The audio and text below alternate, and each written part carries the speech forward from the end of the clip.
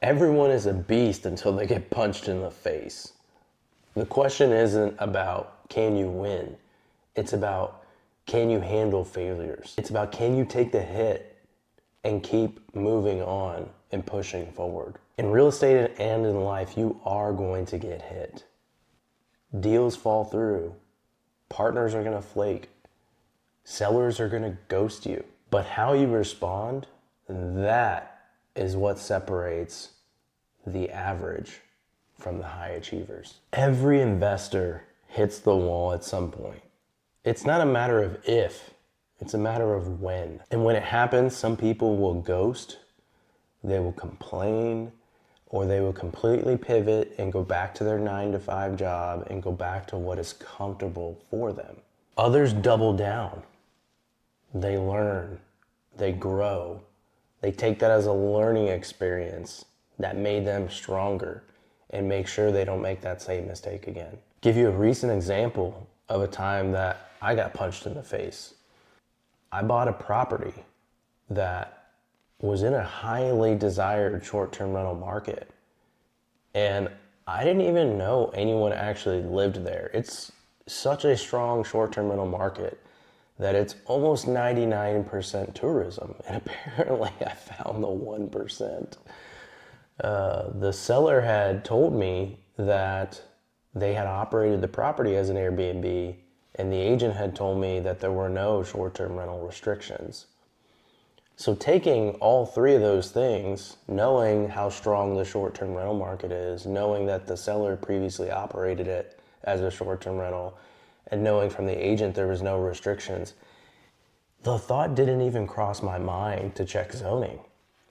So we close on the property and we find out that the property is zoned in an area where short-term rental is strictly prohibited. Talk about a punch in the face. Wow. I found out because I called the city to talk to them about getting my permit set up and all that stuff, and I will never forget that conversation because they told me that short-term rentals were restricted, and my heart just skipped many beats when I heard that. Probably at least 10. And the first immediate thought I had was, oh my God, I have a $6,200 a month mortgage, and the only exit strategy available was short-term rental. Every exit strategy results in losing thousands of dollars a month. A lot of things go through your head. Do you sue the seller? Do you cry in the corner? Do you sit there and blame yourself for the mistake that was made? Do you sit there and blame the title company?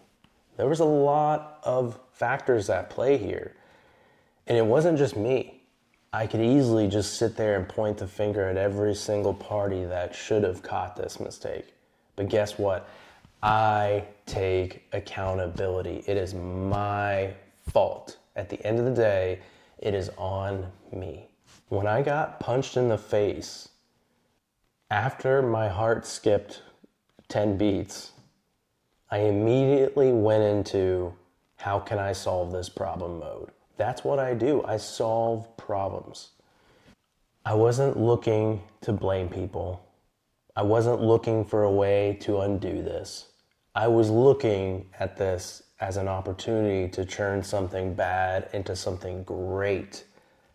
I'm looking at it from the perspective of I'm going to turn this into something that is 10 times better than what I originally had planned for this property as a normal short-term rental. I mean, for me to make this problem go away and to turn this bad into a good, I'm going to have to think outside the box. I'm going to have to do something innovative.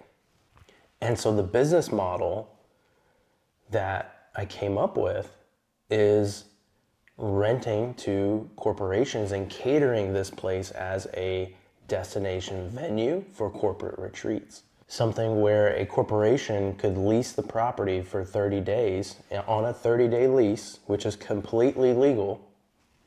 And they can use the property however they see fit for those 30 days. So we're going to have a structured agenda for a corporate retreat.